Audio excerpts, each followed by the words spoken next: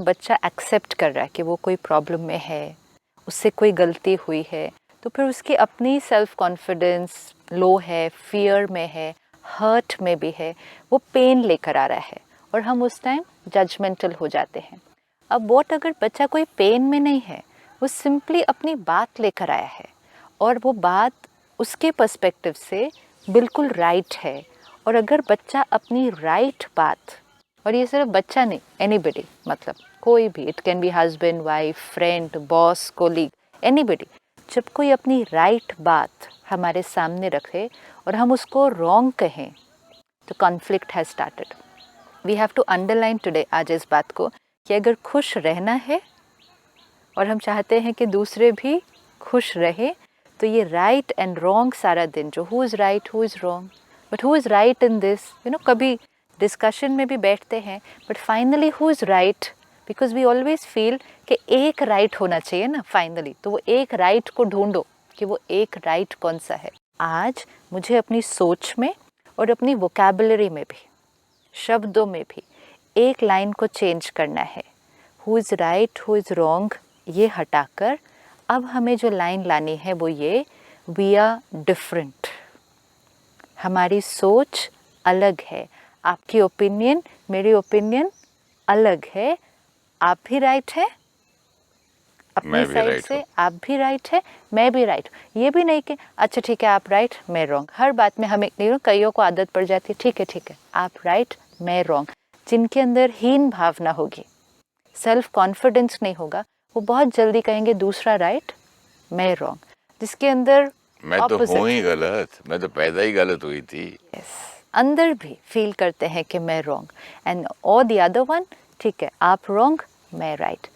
Each one every time is always right, always always. ये तो मतलब आप कोई भी सिचुएशन में डाल दीजिए।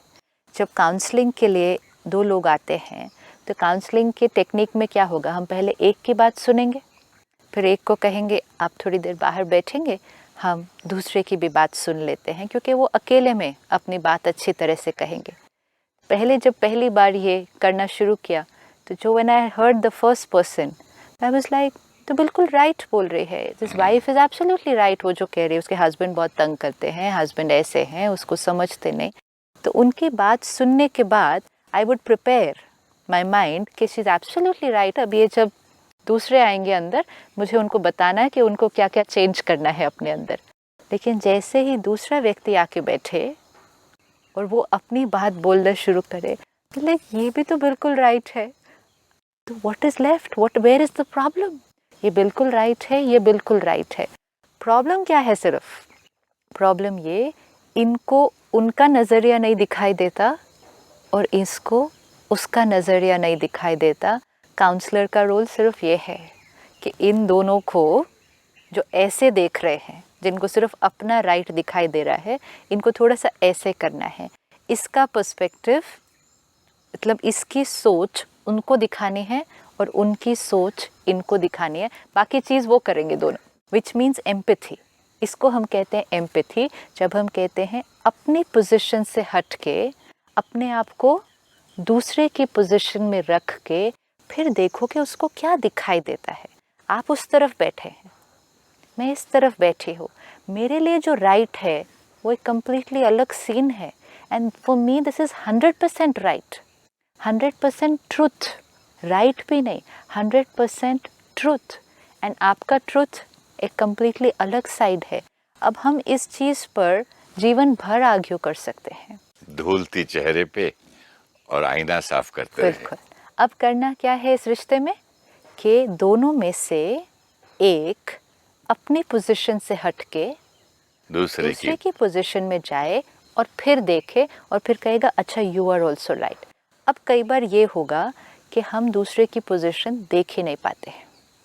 मुझे, क्योंकि if I am stuck here and I am stuck to this chair and you are stuck to this chair, there is no way I can see this. अब मैं जो कैमरे से आपको देख रहा हूँ और आपके पीछे क्या है सिर्फ मैं देख सकता हूँ। अब मेरे को क्या करना होगा, अब मुझे क्या करना होगा, या तो उठकर यहाँ आना पड़ेगा। अब कई बार मैं नहीं उठकर वहाँ आ सकती, विच मीन्स मुझे आपकी सोच समझ ही नहीं आती, आपको क्या दिखाई दे रहा है मुझे समझ ही नहीं आता। ये भी हो सकता है कि जीवन भर मुझे आपकी बात, वो बात, किसी एक टॉपिक पे मुझे आपकी बात, आपकी आइडियोलॉजी, आपकी ओपिनियन समझ ही नहीं आए और आपको मेरी समझ ना आए, विच मीन्स हम अपनी अपनी कुर्सी से कम्प्लीटली अटैच्ड हैं। ऐसे टाइम पर हम सिर्फ एक चीज़ कर सकते हैं, सिर्फ एक, I can not see what you can see, you cannot see what I can see, but I trust that what you are saying is the truth. That's all. मुझे नहीं समझ में आ रहा आपका, आपको नहीं समझ में आ रहा मेरा, is absolutely fine. But मुझे ये पूरा विश्वास है कि आप जो कह रहे हैं वो आपके लिए संपूर्ण सत्य है और संपूर्ण सही है। ये रिस्पेक्ट चाहिए। मुझे नहीं दिखाई दे रही आपकी बात, मैं कितना भी ट्राई करूँ कि इन्होंने ऐसा क्यों किया, ये क्यों, you know sometimes we try to think from the other person side, क्या सोच कर ऐसा किया होगा, उस टाइम ऐसा नहीं सोचा, अच्छा ऐसा सोचा, बट कैसे ऐसा सोचा, मतलब दूसरे की सोच नहीं समझ में आएगी, नहीं समझ में आए, सोचे भी क्यों, सोचे दूसरे को समझने के लिए, I want to understand you. ठीक है, दूसरे को समझने का भी एक, उसकी भी एक लिमिट होती है, दूसरे को समझने की, या दूसरे को गलत समझने के लिए सोच रहे हैं। ये अगर हम सारा दिन में ये भी करके देखें, it's a very interesting thing कि कई बार ये एक्सपेरिमेंट करके देखें, try to get into the other person's mind.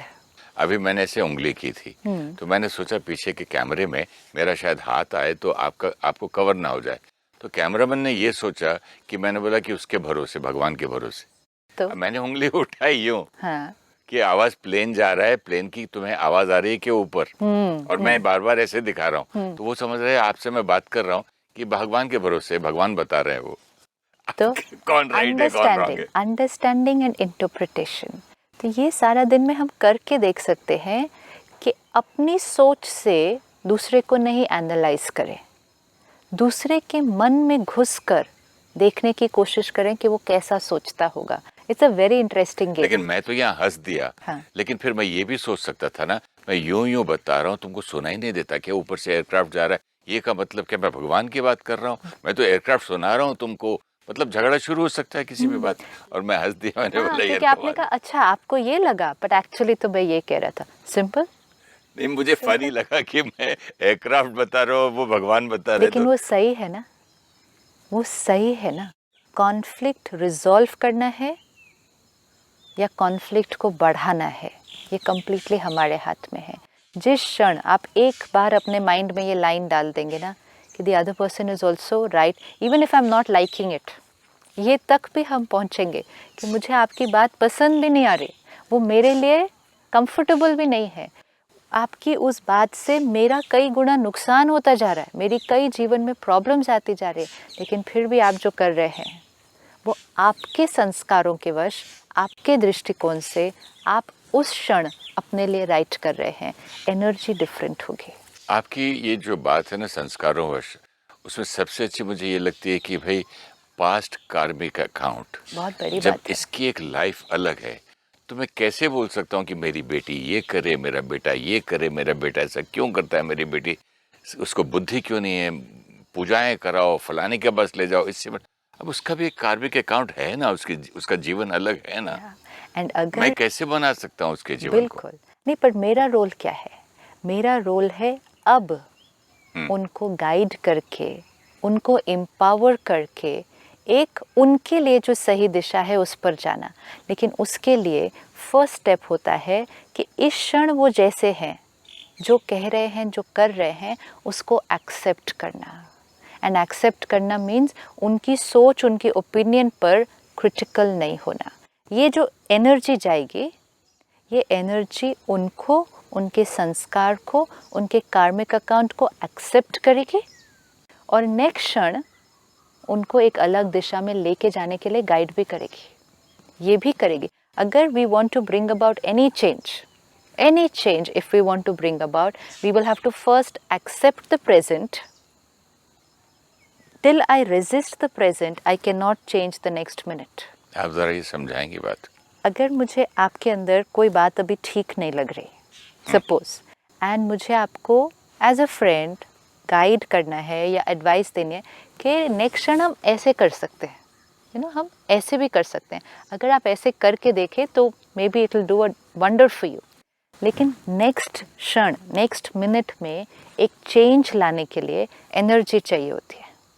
Change लाना है ना, एनर्जी चाहिए। ये एनर्जी कैसी चाहिए? हार्मनी की, रिस्पेक्ट की, ट्रस्ट की, प्यार की, तब कुछ चेंज आएगा। Whether it's change for my self और चेंज फॉर अनदर पर्सन।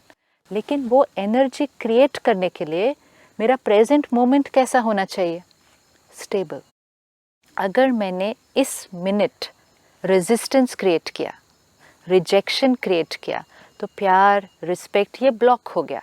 जैसे ये ब्लॉक हो गया, नेक्स्ट मिनट में जो चेंज मुझे लाना वो नहीं आएगा। That will not come. तो फर्स्ट मिनट में, हर क्षण, may be next minute only we have to change, लेकिन इस मिनट एक्सेप्टेंस मीन्स यहाँ पे स्थिरता। एक्सेप्टेंस मीन्स स्टेबिलिटी, मीन्स ऐसे ऐसे ऐसे नहीं हो रहा, क्यों, क्या, कैसे। स्टेबल रहकर use that energy to create change. Beautiful. For yourself also, not only for other people, for yourself. For yourself means? Means अभी मेरे से कोई गलती हुई है, मुझे चेंज होना है, मुझे चेंज होना है। I realized this is not the way, this is the way. तो पहले मुझे इस मोमेंट को, इस गलती को, अपनी इस कमज़ोरी को पहले एक्सेप्ट करना होगा कि यस दिस इज़ इट। लेकिन उस क्षण मेरे लिए वो राइट था। जैसे मुझे हम हर बात पे गुस्सा करने की आदत है, तो क्या एक्सेप्ट करूं इसमें? क्यों, मेरे संस्कार है, मैंने पास्ट कैरी फॉरवर्ड किया है, वो मेरा बहुत डीप रूटेड संस्कार है। I understand it now. पहले मुझे समझ ही नहीं आ रहा था मैं इतना गुस्सा क्यों करता हूँ। मैं तो पनिशमेंट में ही बिलीव करता था कि I am going to punish myself. आज मैं खाना नहीं खाऊंगा, आज मैं मीठा नहीं खाऊंगा, आज मैंने ये गलती कर दी। उससे नहीं चेंज होगा संस्कार। मीठा नहीं खाने से या खाना नहीं खाने से संस्कार नहीं चेंज होगा। पनिश नहीं करना अपने आप को। Punish will not bring about change. Punish नहीं करना है, एक्सेप्ट मेरे अंदर ये संस्कार है एंड इट्स ओके। बचपन से जब एनसीसी, एसीसी और मिलिट्री जो भी है हम लोग करते थे स्कूल में, 5 मिनट लेट आते थे 3 राउंड्स रन, और 10 मिनट लेट आए 5 राउंड रन रन। पनिशमेंट तो हर एक चीज़ की मिलती थी। Stand up on the bench, class में बात किया, ये तो पनिश पनिश पनिश पनिश। फिर बाद में सुनते थे गॉड पनिशेस यू। तो पनिशमेंट की इतनी आदत पड़ी हुई है ना। पनिशमेंट का जो तरीका है, जो हम बच्चों के साथ भी करते हैं, होमवर्क नहीं किया बेंच पे खड़े हो जाओ, ऐसे कान पकड़ के क्लास के बाहर खड़े हो जाओ। Let me ask my self, what is the intention? लक्ष्य क्या है? क्या चाहते हैं? हम चाहते हैं कि जो आज हुआ, जो इस बच्चे ने आज किया या जो मैंने आज किया, वो दूसरी बार फिर से नहीं होना चाहिए।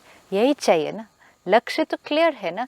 What happened should not happen again. अब अगर वो छोटी बात है कि होमवर्क नहीं किया या कुछ गलत बोल दिया या कुछ ऐसे कर दिया, उसमें हमने मेथड कौन सा यूज़ किया?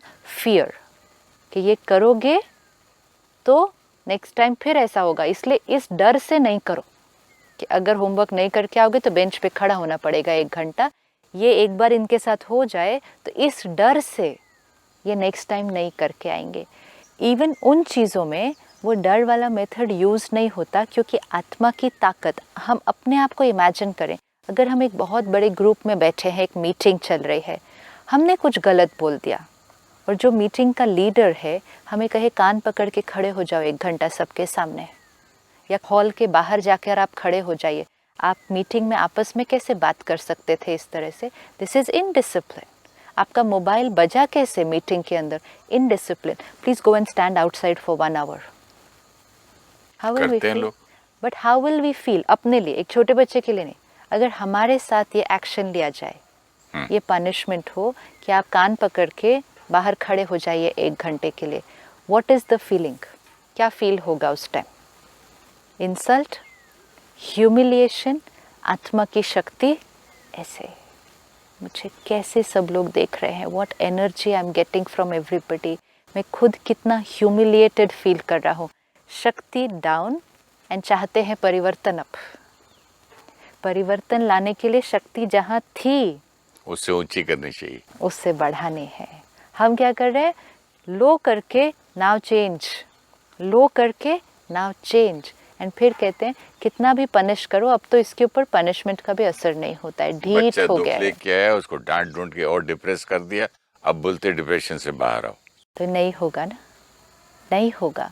किसी भी संस्कार को, किसी भी बात को एक्सेप्ट करके, स्पेशली संस्कारों के लिए, फिजिकल चीज़ होमवर्क नहीं किया, ये स्टिल ईजियर कि आज नहीं किया कल से करेंगे, लेकिन ये कहना कि आज गुस्सा किया कल से नहीं करूँगा is not that easy, because it's a deep groove, एक बहुत डीप पैटर्न है जिसको मैं लेकर आया।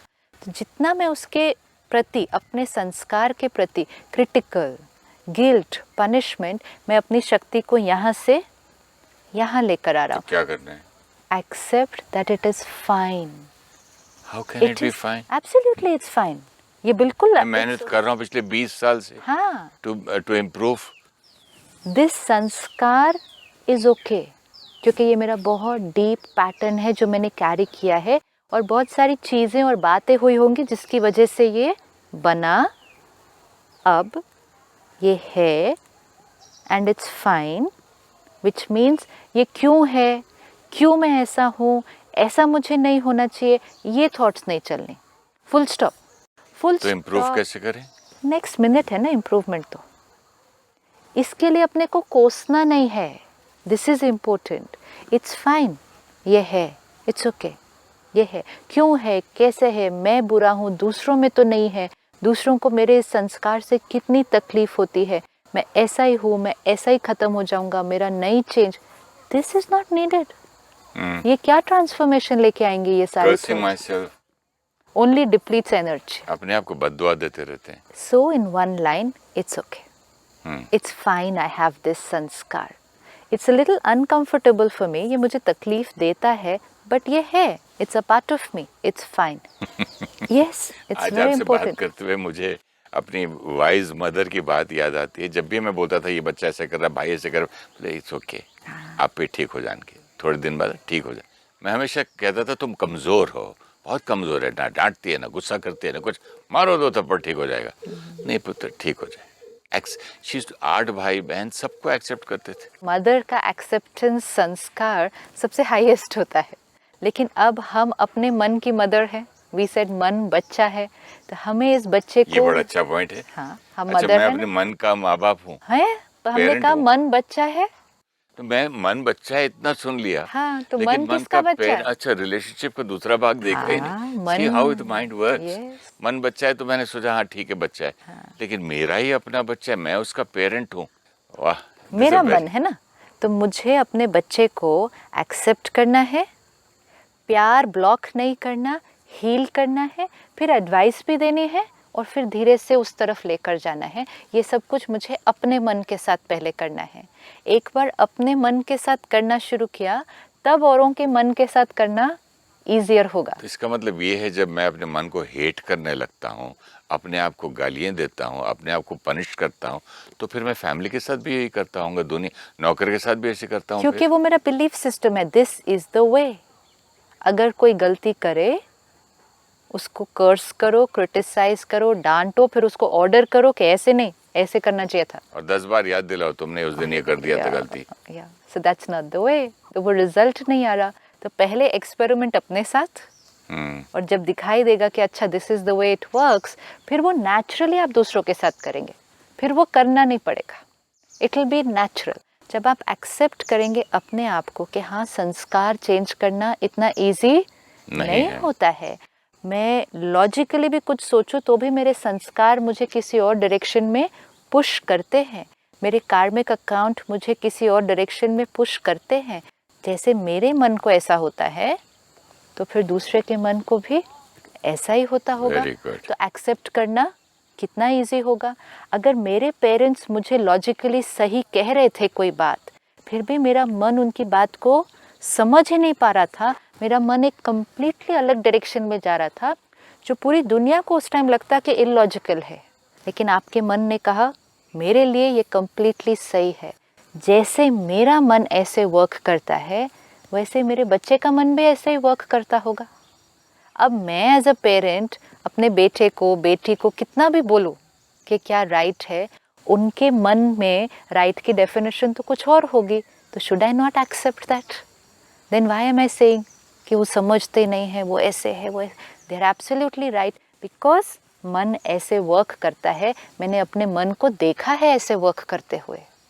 अपने मन के साथ ही खेलना है सारा दिन, फिर दूसरे के मन को समझना बहुत इजी होता जाएगा। तो पहले कोसना नहीं, गुस्सा नहीं होना, बुरा नहीं फील करना, गिल्ट में नहीं जाना, पूरी एनर्जी इस पे लगाना। अब नेक्स्ट परिस्थिति आएगी ना, अभी नेक्स्ट बात भी तो आने वाली है, 5 मिनट में ही आएगी कोई और बात। Now I will prepare. अब ये बात आएगी ना, I am going to do it completely a different way, peaceful, loveful, जो भी मैंने अपने लिए तरीका देखा, मुझे उस तरह से उस परिस्थिति को अब फेस करना है। Past is past, over, completely on the next minute. अच्छा, नेक्स्ट मिनट में हो सकता है फिर गलती हो जाए, कोई बात नहीं, past is past, over, completely in the next minute. मतलब अपनी एनर्जी को वेस्ट नहीं करेंगे, अपनी सारी एनर्जी को परिवर्तन में लगाएंगे, तो धीरे धीरे वो संस्कार चेंज हो जाएगा। और सारा दिन में ये अब पकड़ के रखना है, I am right, I am always right, ये इम्पोर्टेंट है। That moment I am right, next moment I am ready to change. लेकिन इस मिनट जो मैंने कहा, उस क्षण वो मेरी सोच थी, वो मेरा संस्कार था, सामने वाला जो कह रहा था वो भी राइट था। अब जैसे हमने पहले देखा कि बेटी अपनी कोई बात लेकर आती है या कोई और अपनी कोई बात लेकर आता है, वो कहेगा वो ऐसे करते हैं, वो मेरे साथ ऐसे करते हैं, उन्होंने ऐसा बोला, उन्होंने ये किया। अब आप पेरेंट हैं, आपकी अटैचमेंट बेटी के साथ है। जैसे आपको आपकी अपनी बात राइट लगती थी, अब आपको अपनी बेटी की बात राइट लगेगी, क्योंकि ये भी हमने हमेशा देखा है, जब दो लोग होते हैं, दोनों में से जो पहले आकर अपनी बात सुनाता है, आपको उसकी बात राइट लगेगी। और अगर आप दूसरी बात सुनते नहीं, this is very very important in जैसे ऑफिसेज में, कहीं भी जहाँ लोगों के बीच डिफरेंस ऑफ ओपिनियन होता है, जो लीडर है या जो पेरेंट है, उसको ये बहुत ध्यान रखना है कि दो में से एक की बात नहीं सुननी है, सिर्फ कभी भी नहीं सुननी है। एक बहुत बायस्ड डिसीजन हो जाएगा, फिर ये बिल्कुल अनफेयर होगा उसके लिए भी जिसने आकर अपनी बात सुनाई, और उसके लिए भी जिसकी बात आपने नहीं सुनी। क्योंकि एक साइड देखकर अगर आपने अपना पर्सपेक्टिव क्रिएट कर दिया और डिसीजन ले दिया, it's going to be completely in another direction. तो हमेशा दूसरी साइड देखनी है, क्योंकि दूसरी साइड एक अलग पिक्चर लेके आएगी कम्प्लीटली। अब जब बेटी अपनी बात लेकर आ रही है, हो सकता है आप दूसरी साइड तो नहीं देख सकते, you can not go and ask the mother in law, आपको मेरी बेटी से क्या प्रॉब्लम है। We don't need to ask also. Important है एज अ पेरेंट, आपका रोल है अपने बच्चे को गाइड करना, एम्पावर करके वापस भेजना। हम क्या कर रहे हैं आज, अच्छा उन्होंने तेरे साथ ऐसा किया, ऐसा नहीं करना चाहिए था, तेरी मदर इन लॉ ऐसी है तो उसको ऐसे बोलना, हस्बैंड ने ऐसा किया, हस्बैंड ऐसे, तो हम उसको क्या कर रहे हैं, बच्चे को हम ये कह रहे हैं कि जो तुम फील कर रहे हो वो बिल्कुल सही है, तुम सही हो। साथ ये भी सिखा रहे हो कि तुम बार बार एक चीज को बर्दाश्त करते जाओगे तो उनकी आदत पड़ जाएगी तुमको बोलने की, कभी फाइट फॉर योर राइट। तो ये हमने कौन सी एडवाइस देकर वापस भेज दिया, और झगड़ा करो। हमने एक्चुअली, हमें लगता है कि हमने पावरफुल बना के भेजा, बट एक्चुअली हमने कमज़ोर बनाकर वापस भेज दिया। हम अगर एडवाइस थोड़ी भी इधर से इधर हो जाए तो उसका रिजल्ट कम्प्लीटली डिफरेंट हो जाएगा। हमें लगता है हम उसको पावरफुल बनाकर उसके घर भेज रहे हैं। पावर इज़ नॉट हियर कि वो जो बोलेगी जो करेगी, पावर इज़ हियर। मदर मेरी साइड लेते हैं लेकिन डैडी मेरे हस्बैंड की साइड लेते हैं, एंड वो अच्छे नहीं लगेंगे। जो हस्बैंड की साइड लेंगे या जो मदर इन लॉ की साइड लेंगे, वो अच्छे नहीं लगेंगे। अब इसमें साइड लेने की भी बात नहीं है, क्योंकि साइड भी तब ली जाए जब हम कहें अच्छा बच्चे तुम रॉन्ग हो, तुम्हारी मदर इन लॉ राइट है, वो भी तो बात राइट नहीं है। सच क्या है, तुम भी राइट हो, तुम्हारी मदर इन लॉ भी राइट है, तुम भी राइट हो, तुम्हारे हस्बैंड भी राइट है, तुम भी राइट हो, तुम्हारा बच्चा भी राइट है।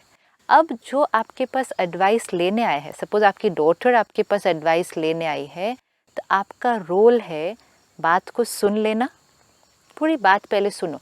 अगर सुनेंगे नहीं तो सामने वाला अब कुछ सुनने के लिए रेडी नहीं है। पहले सब सुन ले, सारा सुन ले, जब तक वो अपना खाली कर ले अंदर बात, और उसके बाद एडवाइस मीन्स आप बिल्कुल सही हो। What you are saying, you are absolutely right. आपको तकलीफ़ हो रही है ना उस घर में, आपको ये सब हो रहा है, आई अंडरस्टैंड, आप बिल्कुल राइट हो। लेकिन 1 मिनट के लिए क्या हम उनका साइड देखें कि वो क्या सोच रहे हैं, वो क्या फील करते हैं आपके बारे में, वो क्यों ऐसा बोल रहे हैं। 1 मिनट उनका देखें दृष्टिकोण। पेरेंट का रोल है या जो फैसिलिटेटर काउंसलर है उसका रोल है इनको दूसरे का पर्सपेक्टिव दिखाना कि वो भी कैसे राइट है, फिर उनको दोनों को छोड़ देना। अब वो बात को वो लोग ठीक करेंगे, थर्ड पर्सन उससे ज़्यादा कुछ नहीं कर सकता है। We can not change relationships, we can not change karmic accounts, ये हमारा रोल नहीं है, क्योंकि वो उन दो आत्माओं का बात। लास्ट का क्या था, दोनों को अपना अपना, दोनों को, जैसे बेटी है उसको आप मदर इन लॉ का पर्सपेक्टिव दिखा के फिर आपको छोड़ देना होगा। यानी कि अगर आप उसकी एक गलती बताओगे मुझे, हाँ। तो उसकी लिस्ट में मांगू, हाँ। तो वो आपकी 10 बताएगी। तो दोनों के पास लिस्ट है।